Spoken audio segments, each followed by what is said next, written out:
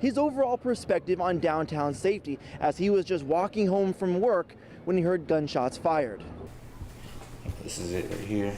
These bandages cover the 2 bullets still in Adam Redloff's body. But what you can't see are the horrific memories of the moment he was shot still replaying in his head. It's something that I'm definitely going to have to be afraid of every day, until I die, that, this incident is going to live with me, not just up here, it's physically inside of me and it's going to stay there. Redloff shot twice in the side, caught in the middle of what Mayor Kevin Anderson said was 2 fringe biker gangs fighting. Simply just walking home from work when he heard the shots. You're walking home after work, and at what point does it dawn on you that you're in some trouble? Just when I heard the bang and when I felt the pressure on my side. 1 week later, still no suspects, just this image of a white truck caught from surveillance video. But I sat down with Mayor Anderson earlier this week about the violence, telling me though uncommon, there's always a risk of violence like this. So as long as we're going to have a downtown that's open to people to come down there and enjoy, we're always going to be at risk of those fringe people, those troublemakers showing up.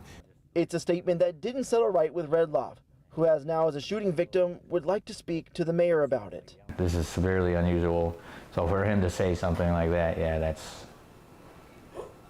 you might anticipate a fight. You got people drinking, but pulling weapons, having multiple weapons on scene, no, that's something that shouldn't be on your book of pros and cons. Fort Myers police are asking people to help investigators identify the driver or location of this white pickup truck, which police say is connected to the shooting. Moving forward, Redloff says those 2 bullets which sit near his heart and punctured his lung are simply too risky for doctors to remove. Pieces of that terrifying night that will live with him for the foreseeable future. I want to live my life normal again. Because this was close. Those bullets are not in a very comfortable place. Now, if you want to connect with Adam and his family, there is a GoFundMe link live on our website, fox4now.com. In downtown Fort Myers, Colton Chavez, Fox 4.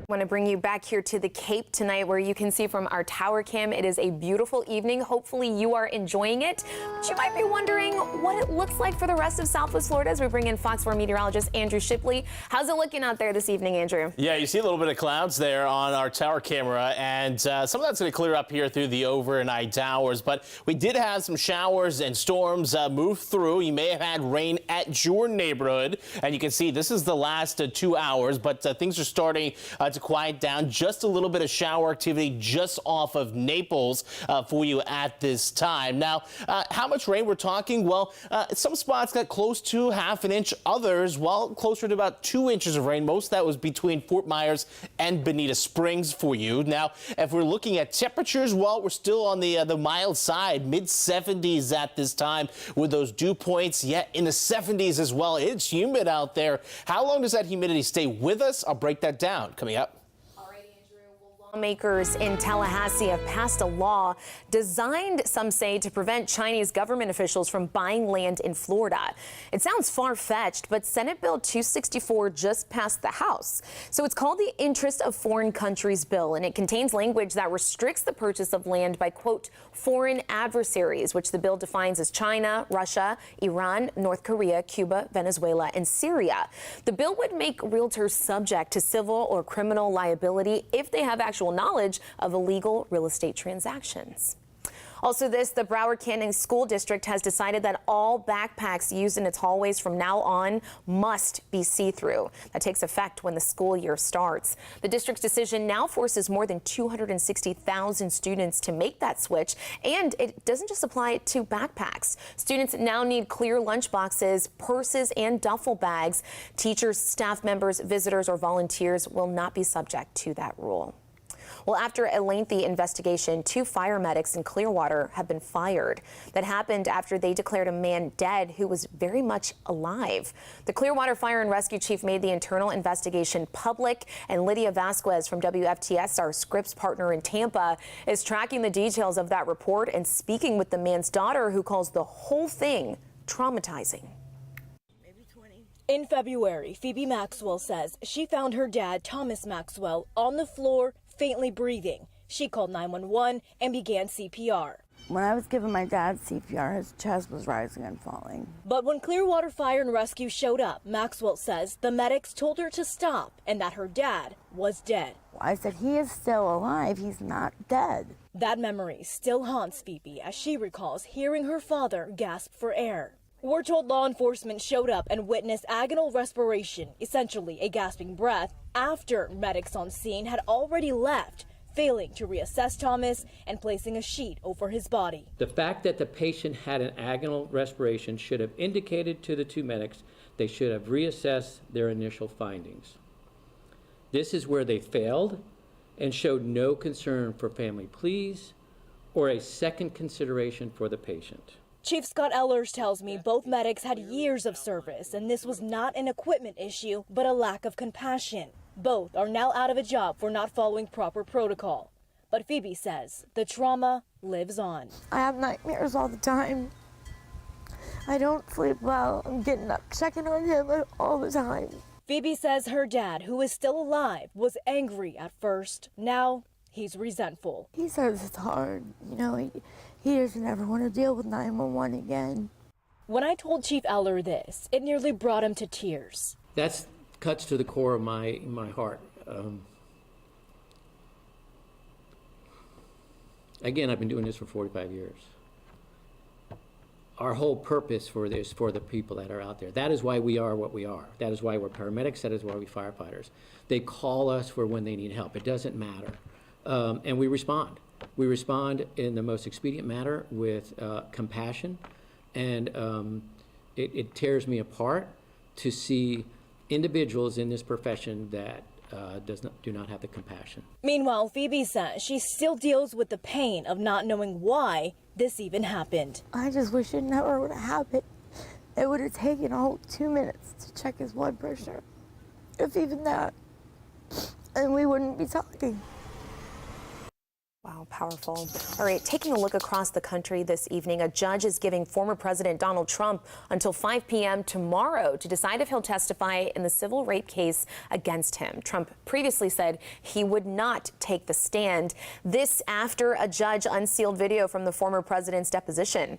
Fox News correspondent Alexandria Hoff has that story. This deposition was taped back in October. It's 48 minutes long and was shown to a jury earlier this week. The former president is being sued by writer E. Jean Carroll in civil court for claiming that she made up allegations of being raped by him in the 90s.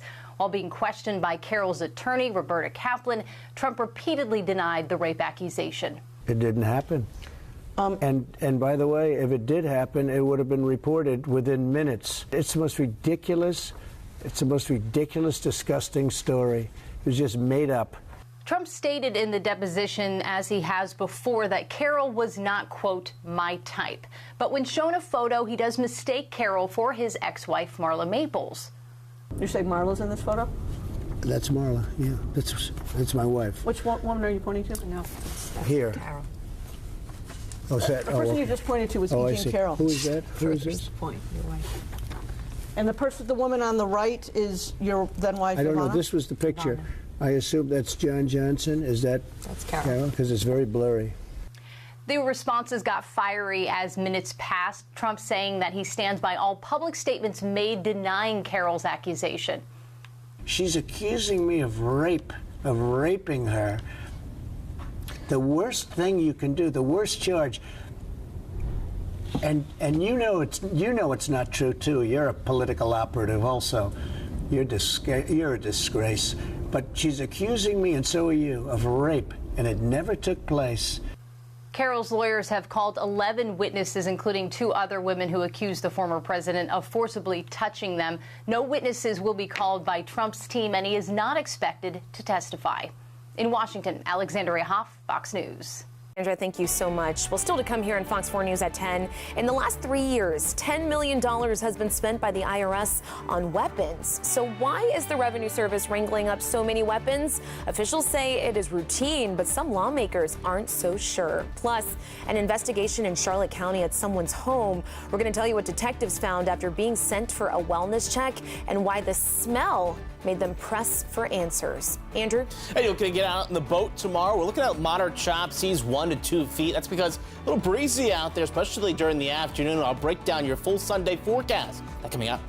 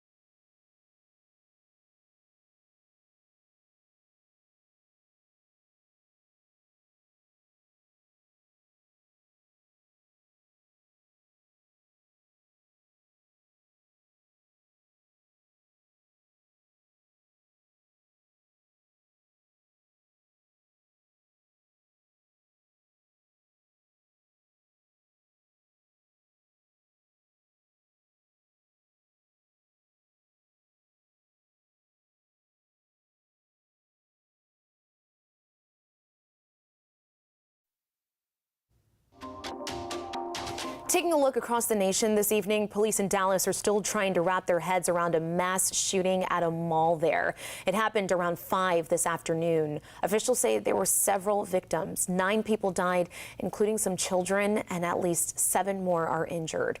The suspect has been reported dead on scene. We know this happened about 25 miles northeast of Dallas at a premium outlets in the town of Allen. The Gun Violence Archive says that there have been 198 mass shootings in the United States this year. Just to put that into perspective for you, that is more than the number of days we've actually had this year. The United States is on track to outpace the number of mass shootings in 2016, which is still the year with the most mass shootings of all time. Well, the IRS has been stocking up on weapons. A new report says the tax agency has spent at least $10 million in the last 3 years on guns, ammunition, and tactical gear. But the big question is why? Fox News correspondent Mark Meredith is taking a look for you. A report from the government watchdog group Open the Books shows the Internal Revenue Service is adding to its law enforcement capabilities. The group says it reviewed records showing since 2020, the IRS spent $2.3 million on ammunition, more than $1 million on ballistic shields, and another $1 million on various other gear for criminal investigation agents, plus $474,000 on Smith & Wesson rifles. The IRS tells Fox the purchases are routine and assist roughly 2,100 criminal investigators to, quote, conduct criminal investigations into tax violations, money laundering, cyber crimes, as well as organized crime involving drugs and gangs. The IRS adds the agency purchases the required amount of ammunition and firearms to conduct its official duties. Still, some lawmakers believe these latest purchases are excessive. My guess is we'd be better off having the IRS contact one of those other federal law enforcement agents to act in that capacity as opposed to arming more IRS agents. Republicans say they remain concerned about the IRS's long-term plans, while some Democrats argue the agency is not targeting most Americans. We've heard tales about how they're going to be gun-toting AR-15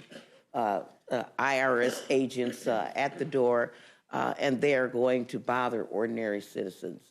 Well, let me say, I just filed my taxes, and the IRS has no problem finding me. But critics fear changes could happen, especially after job postings like these went viral, showing the agency pushing to hire more armed special agents in all 50 states.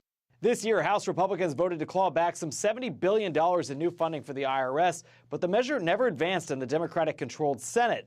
The IRS commissioner says the money is helping both with enforcement and providing taxpayers with better customer service. In Washington, Mark Meredith, Fox News. And Mark, back here in Southwest Florida, I found myself doing that thing, Andrew, where I'm like adjusting the air conditioning, and every time I adjust it, it's just not cool enough. Well, and we're getting to that transitionary period heading to the rainy season. The humidity's coming back, and your body feels it. It takes a little bit longer to cool things off. You're taking a live look, though, across the Caloosahatchee right now. Relatively quiet here at this point in time. We did have some showers and storms earlier. We're just actually tracking the last little residual of that moving off the coast of Collier County for you. So maybe if you're in Naples, you got a little bit of sprinkle around, but that's about it for you at this point in time. As we work our way through the night, though, I'm going partly cloudy skies, 70 degrees. So it is going to be a relatively mild night for you. But looking ahead of things, clearing things out as we headed towards your Sunday morning, heading out to maybe church service, wherever you need to be on your Sunday morning. Should be mostly sunny skies for that. Now, if we fast forward things to about 3 o'clock, a little bit more partly sunny skies, but still looking relatively dry. We're not going to see those showers and storms that we saw out there today. As for temperatures, well, I'm going 90 degrees, Fort Myers and Cape Coral for you. How about 89 down in Marco Island? Inland, right up along the lake, about 86 degrees. Moorhaven, 89 in LaBelle. But do expect things to be maybe a little bit of a breeze in the morning, but pick up as you get it towards the afternoon. Check out the gusts. 3 o'clock, gusting about 20, 25 miles an hour. Going to be more out of the east tomorrow, which is why we're actually seeing those warmer temperatures all the way up into the coastline, and then things lighten up as we get to about sunset. But you had those breezy conditions, low humidity tomorrow. We are looking at higher pressure building in, about 35%. So that's when we look at that critical threshold for fire season. We're still in fire season. We haven't transitioned fully, so we do need to be careful tomorrow. It's still moderate danger across Southwest Florida for all of us. So again, just a little extra caution because we still are seeing very dry conditions. Sarasota, DeSoto, Charlotte County, Lee and Collier, a little bit better inland, but still drying out Glades and Hendry. So still things are relatively dry. We still need more rain. We haven't seen much. This does not include the rain here tonight, but looking at anywhere from a deficit of 2 to 5, 6 inches below normal. So again, we still need the rain, and we haven't fully transitioned into that rainy season, but we got some better chances. Not looking at too much tomorrow and Monday, but 20% Tuesday, Wednesday. That jumps to 40% as we roll in towards your Thursday. And actually, we're going to keep those higher rain chances in the forecast as we roll into next week. And you can see that here on the 7-day forecast. So just a few showers and storms around there Tuesday, Wednesday. You get in towards Thursday, Friday, and Saturday, though, afternoon showers and storms. The other thing I'm watching here on the 7-day forecast, we're not cooling down anytime soon. 90-degree temperatures tomorrow, and we're getting up to 94 by Thursday, and we're going to stay in the 90s as we head into the next weekend, more feeling like summertime out there as we roll through the week. Thank you, Andrew. Well, if you use Google Chrome, you are going to want to listen to this. The company says that its popular browser is experiencing some issues with security, and you need to download the latest version to avoid becoming a victim of a cybercrime. Google says that it is aware of a security risk within its internet browser, and it's not a few we're talking about, guys. 15 security flaws, according to Google top officials. The company announced an update earlier this week, which Google says may have exposed some of leaks. The good news is that Google doesn't think these risks are severe or concerning. They're low to medium risk issues, they tell us, but the nature of those security concerns are still unknown at this time. So you want to go ahead and do that update. If you are eligible for a payout from TurboTax, you could get your money soon. Listen to this. Customers who paid to file their taxes between 2016 and 2018 could be eligible for a cut of a $141 million settlement. The New York Attorney General's office says TurboTax deceived its customers. Intuit didn't admit to wrongdoing and says it will will continue to focus on the services that it provides. Also, this Department of Transportation Secretary Pete Buttigieg says the nation has a shortage of air traffic controllers, and it's not a little shortage. Buttigieg says that there are 3,000 positions short of working at an optimum level. He says the FAA needs 15,000 air traffic controllers, but now there's only 11,500. And we know you might be thinking, okay, so that explains the delays. And while there have been many reports of airline delays and cancellations, you probably experienced a few, Buttigieg says most of those are not due to the shortage in airport control towers. Well, still to come on Fox 4 News at 10, deputies in Charlotte County were sent to a home for a wellness check. Listen to this. Now they have to find out why they found a body inside of that home. We have the details for you after the break. Plus, a new change could make mortgage fees either more or less affordable, and it depends on your credit score. We're going to tell you why coming up right here on Fox 4 News at 10.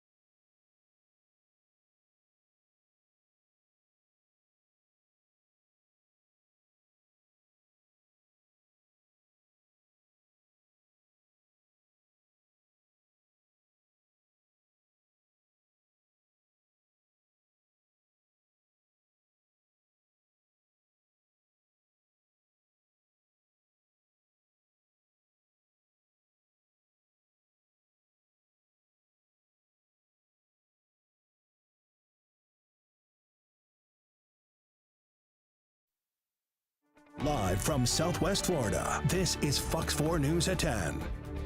And thank you for trusting us here at Fox 4 News at 10. I'm Shari Armstrong, and we appreciate you being with us here tonight. Happening right now in Charlotte County, deputies are investigating a death on Turback Drive that's just east of Port Charlotte.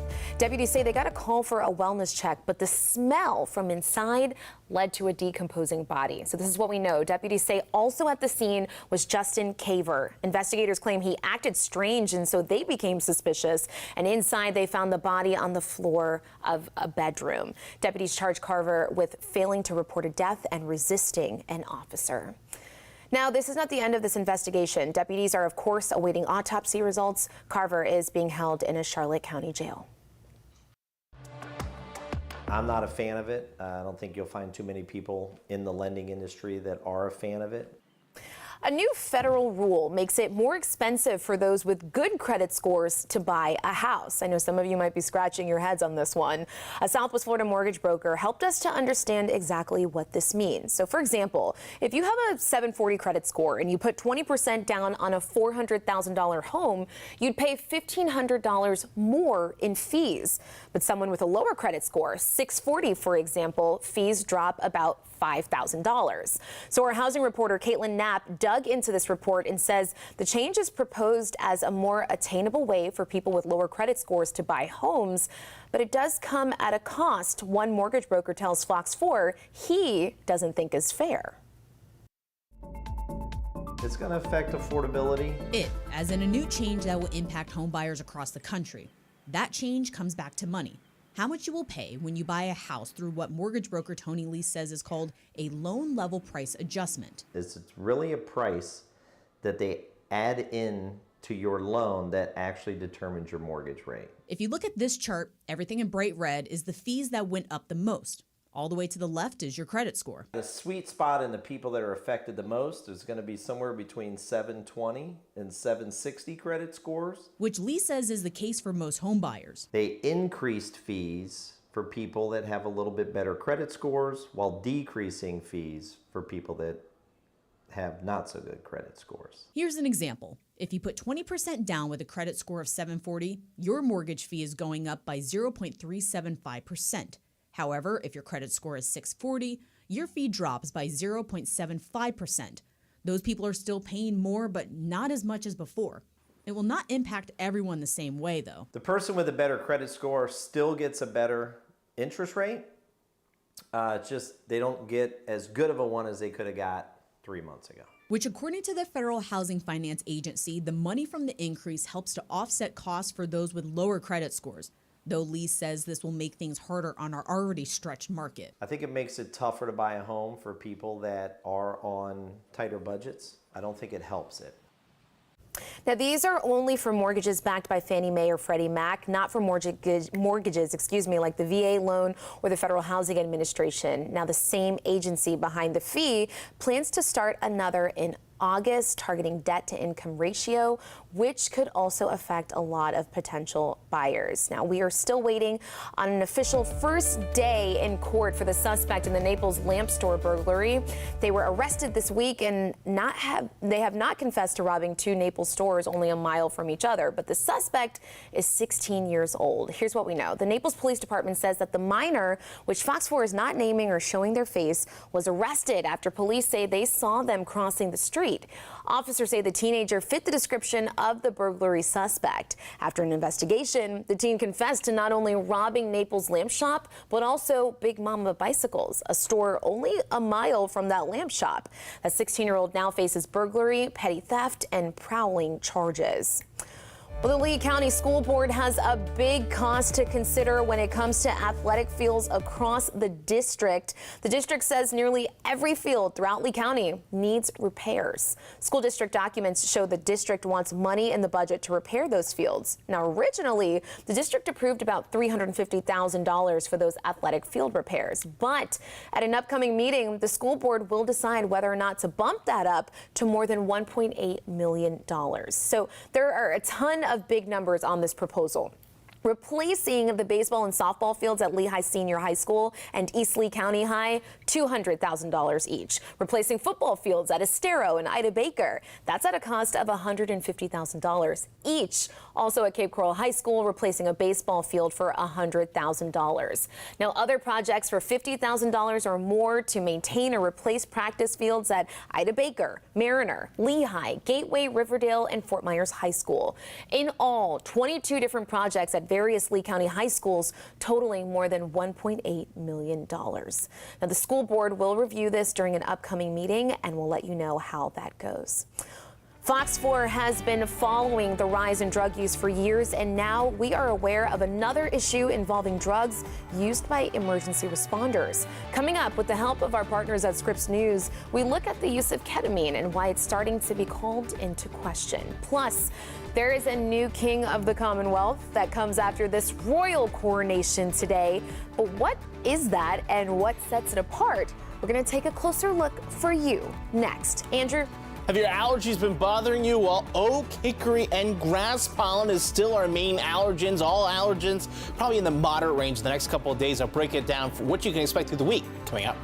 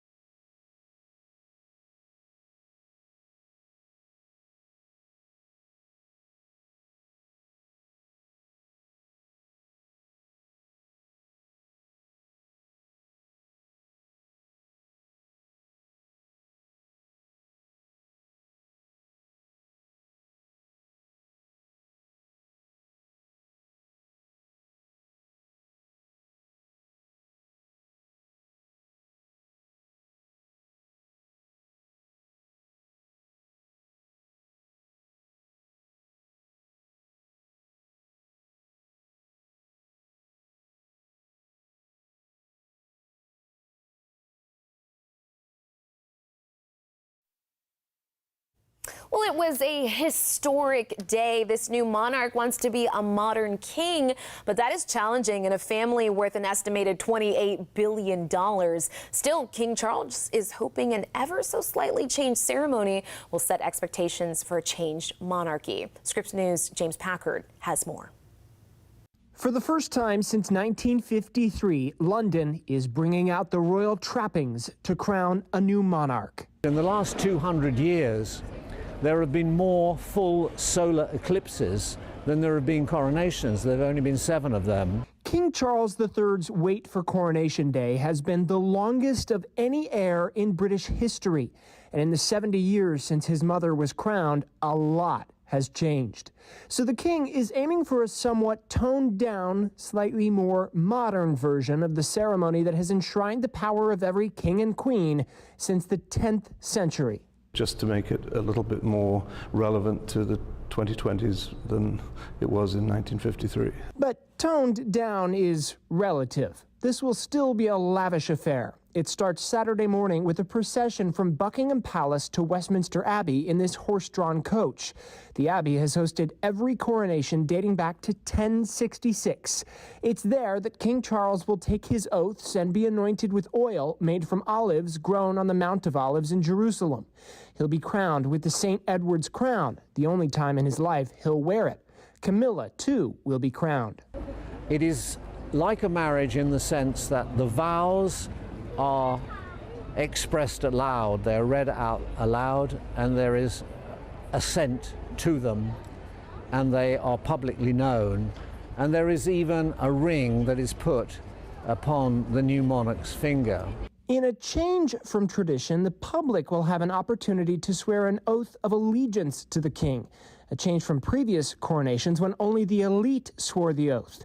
Then, from the Abbey, the King and Queen will switch to this golden coach and ride in a larger procession back to Buckingham Palace, where they will appear on the famous balcony and begin several days of festivities. The new king, King Charles III, wants his coronation to be as inclusive as possible. This is not something new to him. Throughout his life, he's been paying visits to mosques and temples and synagogues, and if required, he's worn whatever hat is required to go in, and he's taken off his shoes. This is not something, a whim. This is not something he's thought up. James Packard, Scripps News.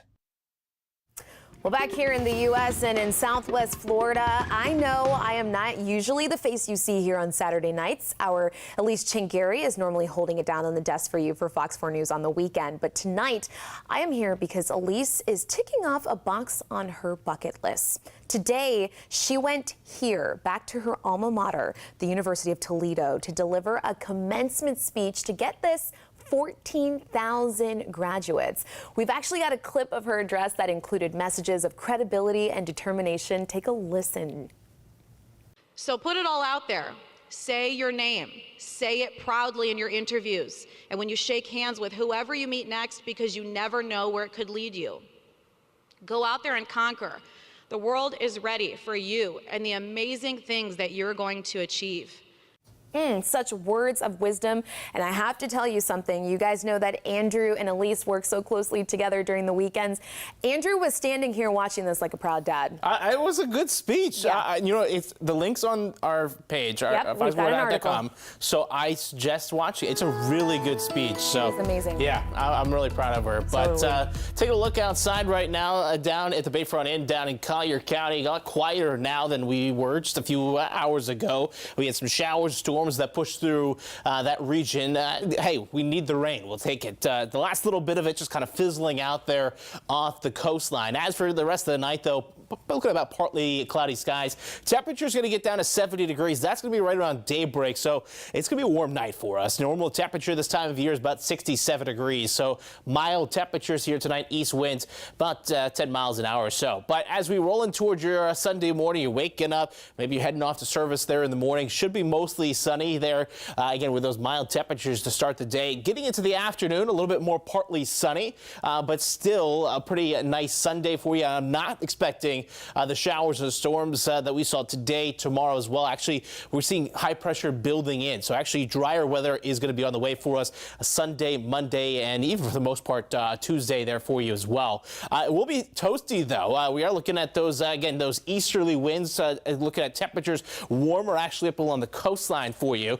90 degrees, Cape Coral, Sanibel, 90 down in Naples, 89 in Port Charlotte for you. You get inland. How about 90 in Lehigh as well as in Immokalee, and then out towards the Lake Lewiston, 87 degrees for you tomorrow. As for the winds, again, will be about gusts 10, 15 in the morning, but by the afternoon, check out the wind gusts there. We're looking at 20, 25 miles an hour, again, continuing to be more out of the easterly direction and lightening up after the sun goes down. Now, also looking at lower humidities tomorrow, which we all know today was pretty humid, but we are looking at about 35% humidity, say Lehigh Acres, 33%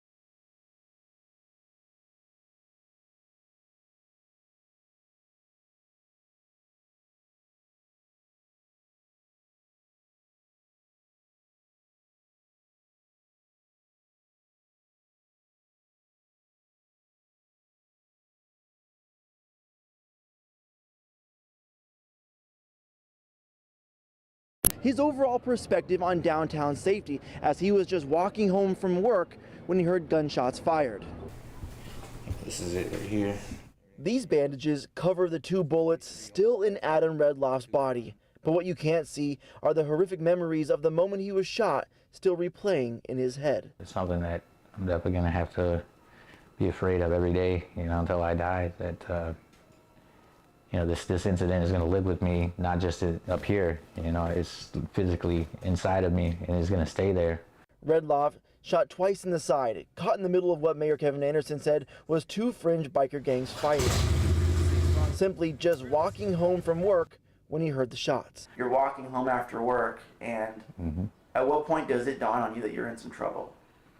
Just when I heard the bang and when I felt the pressure on my side. 1 week later, still no suspects, just this image of a white truck caught from surveillance video. But I sat down with Mayor Anderson. Live from Southwest Florida, you're watching Fox 4 News at 11. And thank you so much for trusting us here on Fox 4 News at 11. I'm Shari Armstrong. Police in Dallas are investigating a shooting that left multiple people at a mall injured. It happened around 5 this afternoon. Police have not released many details about the shooting, but we do know that 9 people were involved, and we know that of those 9, some of them were children. Again, officials say there were several victims. The suspect has been reported dead on the scene. We know this happened about 25 miles northeast of Dallas at a premium outlets in the town of Allen. The Gun Violence Archive says that there have been 198 mass shootings in the United States this year, which is more than the number of days we've actually had in the year. The United States is on track to outpace the number of mass shootings in 2016, which is still the year with the most of all time. Officials in Illinois have added 5 names to the list of victims in the dust storm disaster that happened on a highway earlier this week. Those 5 new names were all people who died in that crash. 7 total people died and more than 37 others were injured in the over 70 vehicle crash. Amongst the dead is an 88-year-old woman who was visiting Illinois from Wisconsin. Also the Department of Transportation Secretary Pete Buttigieg says the nation has a shortage of air traffic controllers, and it's not a little shortage. Buttigieg says that there are 3,000 positions short of working at an optimum level. He says the FAA needs 15,000 air traffic controllers, but now there's only 11,500. And we know you might be thinking that explains the delays. And while there have been many reports of airline delays and cancellations, Buttigieg says most of those are not due to the shortage in airport traffic towers. Well, Fox 4 has been tracking the rise in the use of lethal drugs for years now, specifically opioids like oxycodone and the new and hyperlethal drug fentanyl. But tonight, we are focusing on another drug that you may have heard of that's actually used in some police department procedures. That drug is called ketamine, and law enforcement officers across the nation are beginning to use it to calm suspects in custody. But tonight, a special Scripps report shows that the more it's used, the more people begin to question what good it actually does. Lori Jane Gila has that report for you tonight. Across the country, we've been digging into how paramedics are using ketamine to sedate agitated people, many of whom are already in police custody. Medical professionals say this is an important tool to keep their patients and first responders safe. But our investigation uncovered cases in which people are questioning why it's even being used. I miss everything. I miss him being a dad. I miss him coming home after work, and just the love for life that I just desire, that I want back. Tabitha Britt may never make sense of what happened to her husband Jamie in 2019. He was her perfect match and the father of their 9-year-old son, Landon. Just follow from side to side for me. In 2019, Jamie Britt got drunk, blew out his tire blocks from his South Carolina home, and ended up in a struggle with police. He had been in a prone position for several minutes when paramedics arrived and injected him with a powerful sedative called ketamine. What is this? It's a little medicine to make you just have a good time. It's a drug paramedics use to calm a situation, to protect the patient and first responders, and to prevent someone's agitation from escalating into a more severe medical problem. But in Jamie Britt's case, things went terribly wrong. It's for everybody's safety. Okay? Everybody's safety. All right, just relax. Okay? No, you're not gonna die. Eventually, Jamie stopped responding. And about 2 weeks later, he died.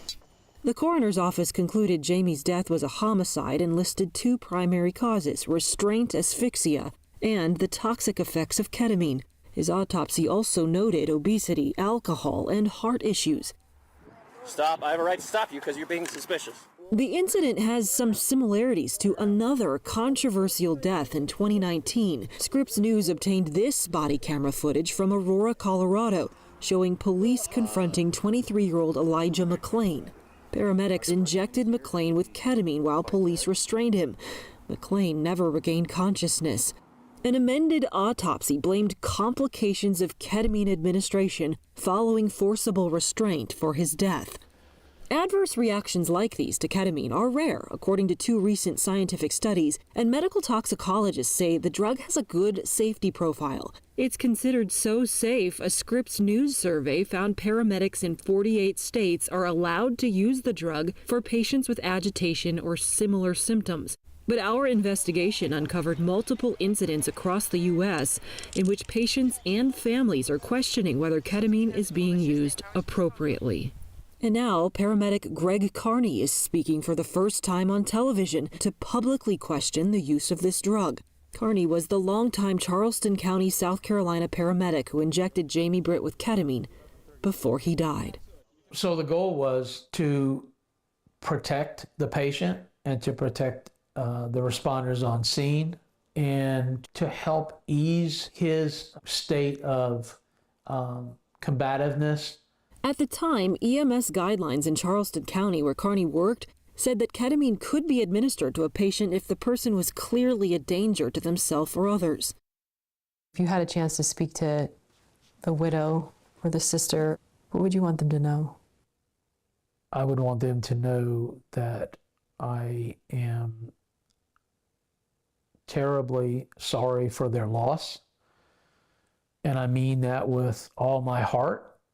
I'm looking for the deeper meaning in this and why this happened and what are we going to do to prevent it from happening again. A Charleston County spokesperson wouldn't agree to an interview with Scripps News, but we learned there have been changes to ketamine protocols since Jamie Britt's death. New guidelines now say if the patient is safely restrained by law enforcement and there is no risk to patient safety, chemical sedation is not indicated. And just days after Scripps News started asking questions of South Carolina state health leaders about the use of ketamine, the state's medical director of emergency services sent this letter to every EMS agency across the state, imposing immediate changes in ketamine protocols and monitoring, and requiring 100% of ketamine cases be individually reviewed and submitted to the state.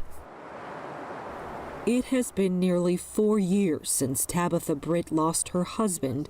She moved away from South Carolina to escape the pain, but hopes something good will eventually come from her husband's tragedy. Anything that can happen in Jamie's name to save a life and make things safer, that needs to happen immediately. Lori Jangliha, Scripps News, Charleston. Well, after widespread speculation that he will throw his hat in the ring for the White House, Florida Governor Ron DeSantis says he will decide soon now that the state's legislative session has ended. Fox News correspondent Nate Foy has more. For the better part of the past year, Florida Governor Ron DeSantis has declined to directly answer the question about whether or not he plans to run in the 2024 presidential race. But now that Florida's legislative session is over, the Florida governor appears to be looking forward. Listen to this. What happens in the future? Look, people will get on that relatively soon. I mean, there's just, you either got to put up or shut up on that as well. Those comments come after what DeSantis calls a banner legislative session for Florida Republicans. Among the highlights are a 6-week abortion ban, a permitless concealed carry law, and a bill prohibiting gender reassignment surgery for children. DeSantis believes Florida is a model for the rest of the country. We are clearly the place to be. People are seeing that. They're voting with their feet. They're voting with their pocketbook. Our economy is outpacing the nation and has consistently for many, many years. Of course, if DeSantis runs, he'll go head-to-head with former President Donald Trump. The two are former allies, but their relationship now is a bit more tense. Since declaring his 2024 campaign, Trump has increased his criticism of the Florida governor. The latest Fox News poll has Trump leading all Republicans with 53% support, while DeSantis right now is in second with 21% support. Now, DeSantis is making his rounds across the country. In recent months, he has visited several early primary states, including Iowa, New Hampshire, and South Carolina. He's in Wisconsin for an event today, but he says his immediate priority is going over the budget that Florida lawmakers just passed. Reporting in Atlanta, Nate Foy, Fox News. And back here in Southwest Florida, tomorrow marks 16 years since a Fort Myers man was murdered right outside of his apartment. And tonight, that case is not solved, and that is why Crime Stoppers wants to hear from you. Fort Myers police say that Joshua Kent was shot in his head while he was sitting in his car on a driveway at an apartment complex off of Royal Palm Avenue. This happened in 2006.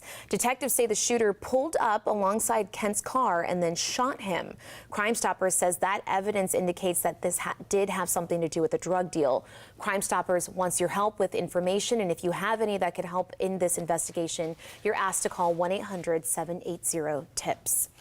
Well, Collier County deputies say they have arrested this 27-year-old because they found evidence they say he planned to offer a minor to someone else as a sexual object.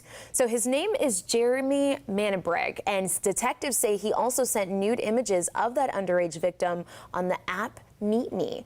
Deputies say it's not clear whether or not the young victim was physically harmed, but they say they are looking further into that. The Collier County Sheriff's Office says this investigation actually dates back to last month when detectives got a tip from the National Center for Missing and Exploited Children. Deputies eventually executed a search warrant at his home and noticed immediately, they say, that the interior of the home matched images sent to someone on the Meet Me app. Well, detectives say Mannerberg told them that he did take the photos of the child and that he recently had set up his Meet Me account. He is facing one charge of computer pornography. And happening right now in Charlotte County, deputies are investigating a death on Turback Drive. That's east of Port Charlotte and south of Fort Ogden, as we're showing you here. Deputies were sent here for a well-being check, but get this, when they got to the home, they say they smelled and found a decomposing body. Deputies say they found Justin Caver at the scene and say he was acting strange. Deputies say they felt he was trying to get rid of them, and that made them suspicious. And once deputies got inside the home, they found that body on the floor of one of the bedrooms there. Deputies charged Carver with failing to report death and resisting an officer. Now, this is not the end of this investigation. Deputies say they still have to get autopsy results and do more legwork to find out the nature of this death and how that person died. Until they get those answers, Carver is being held in a Charlotte County jail. Andrew? And we're seeing temperatures right now in the mid-70s. Going to be cooling down in the lower 70s, also gradually clearing over the next couple hours. I'll break it all down coming up.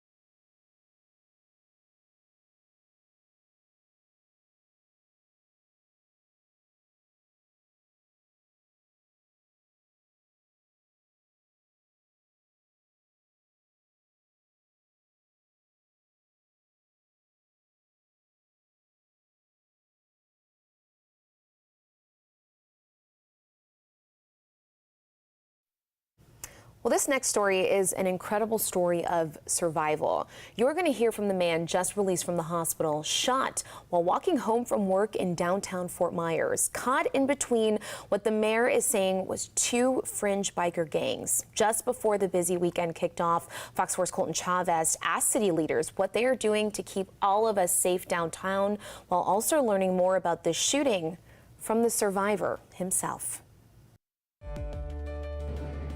That shooting victim, Adam Redloff, speaking with me just several hours after being released from the hospital. We talked about the shooting last Saturday night, but we also talked about his overall perspective on downtown safety as he was just walking home from work when he heard gunshots fired. This is it right here. These bandages cover the two bullets still in Adam Redloff's body. But what you can't see are the horrific memories of the moment he was shot still replaying in his head. It's something that I'm definitely going to have to be afraid of every day, until I die, that, this incident is going to live with me, not just up here, it's physically inside of me and it's going to stay there. Redloff shot twice in the side, caught in the middle of what Mayor Kevin Anderson said was two fringe biker gangs fighting. Simply just walking home from work when he heard the shots. You're walking home after work, and at what point does it dawn on you that you're in some trouble? Just when I heard the bang and when I felt the pressure on my side. 1 week later, still no suspects, just this image of a white truck caught from surveillance video. But I sat down with Mayor Anderson earlier this week about the violence, telling me, though uncommon, there's always a risk of violence like this. So as long as we're going to have a downtown that's open to people to come down there and enjoy, we're always going to be at risk of those fringe people, those troublemakers showing up. It's a statement that didn't settle right with Redloff, who has now, as a shooting victim, would like to speak to the mayor about it. This is severely unusual. So for him to say something like that,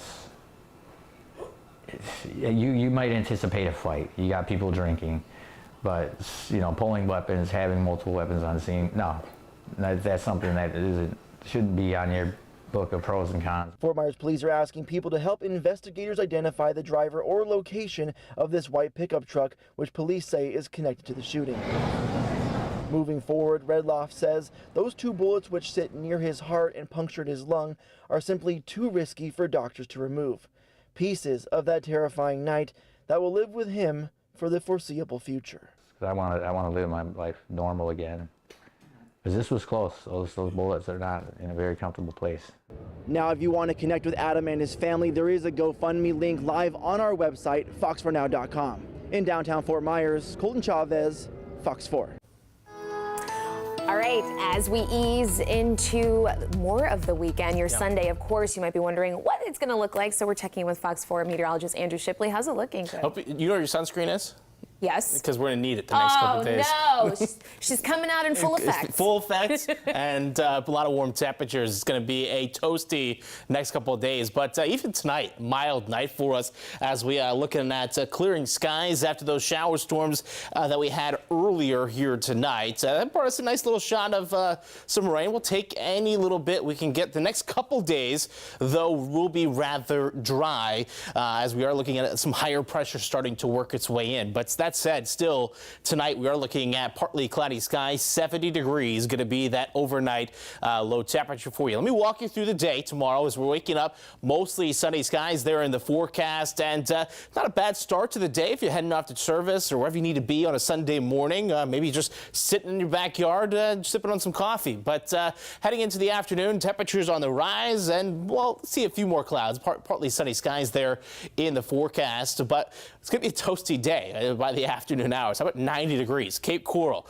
Fort Myers, Lehigh Acres, Immokalee, Golden Gate, Naples, 89 up in Port Charlotte, Punta Gorda. You get inland about 86, Moorhaven, 87 in Clewiston. But we're also expecting a little bit of a breeze. Won't notice it's too much in the morning, but by the afternoon, you'll definitely notice it. East winds there.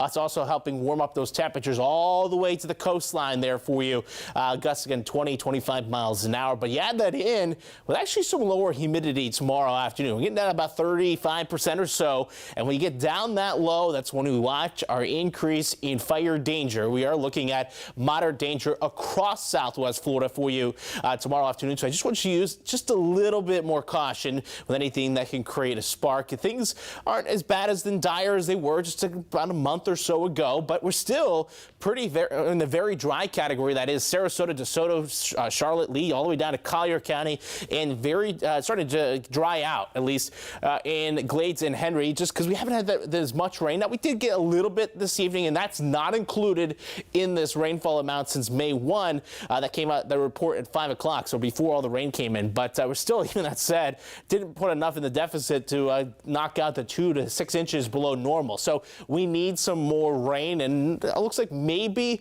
the end to middle half of next week there for you. Next 2 days is going to be relatively dry. So not expecting any rain Sunday, Monday, and then just a 20% chance there Tuesday, Wednesday. But you notice Thursday back up to 40%. And we're actually going to stay in that 40% range as we get in towards Friday, Saturday, and even maybe possibly next Sunday there as well. And we can show you that on the 7-day forecast for you as a whole here. So again, not only just getting those shower chances increasing, look at the temperatures. Yeah, they're also going up there as well. Still 90 degrees above normal temperatures as we roll in towards your Sunday. Actually supposed to be about 88, 89 degrees this time of year, so above normal temperatures there. I got my eyes on Thursday itself. Check that out. 94 degrees, probably close to record-setting temperatures there for you in the middle of the week. Now, we back off a little bit into the weekend when the rain chance is returning, but still expecting temperatures there in the lower 90s. Sorry. Andrew, you were just talking about the sun being out, and if you're like, I got to go out and enjoy some views, they are back at one of the iconic eateries at Fort Myers Beach. And Fox 4 was actually able to get a good look at the new and improved Matanzas on the Bay restaurant, specifically the repairs made to the upper deck of the restaurant, which, as anyone will tell you, offers some of the best views on Fort Myers Beach. Earlier this week, PD's upper deck opened back up for business, and Fox 4 photojournalist Daniel Cruz Familia was there to talk to staff who say they're just happy to get back up to the upper deck. Started here about 10 years ago, and everybody became my family. Like, I've been here 10 years and I'm the newbie. Everyone's been here like 20 years. It's awesome. It's nice to get back to everybody, see what everyone's been going through, hearing all the stories. Everyone's story is different.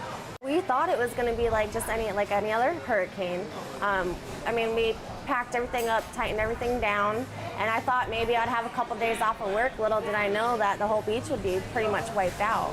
Our kitchen was wiped out, so we had to start over, and we're just focusing on getting us open and running. So we're selling like our most popular things until we grow, and then we'll be able to add more items. We have pizzas. We have the best pizzas on the island. We have salads, appetizers, and cocktails. We missed season, but we're hoping that our local family will come and support us.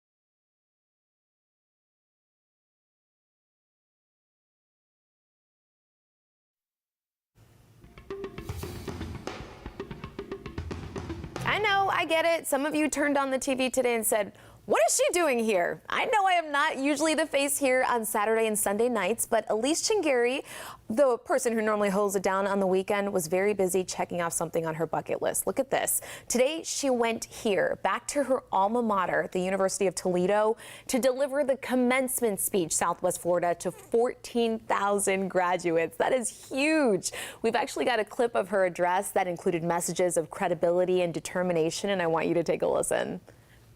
So put it all out there. Say your name. Say it proudly in your interviews and when you shake hands with whoever you meet next, because you never know where it could lead you. Go out there and conquer. The world is ready for you and the amazing things that you're going to achieve. Powerful, right? And that was just a little snippet. What did I give you, like 10 seconds there? If you want to hear the whole thing, which is a beautiful message from our Elise, you can go to our website, fox4now.com. We have an article there about her speech, and you can actually hear the speech for herself. But on behalf of her Fox 4 team, we'd like to say congratulations to her, and we are very proud of her. We're leaving you now with a live look from our tower cam, which actually is on the top of the Fox 4 studios here in Cape Coral, overlooking Pine Island Road, and you can see it is a beautiful evening. We hope you are having a beautiful evening. We'll see you back here for Fox 4 Morning News. Have a good night.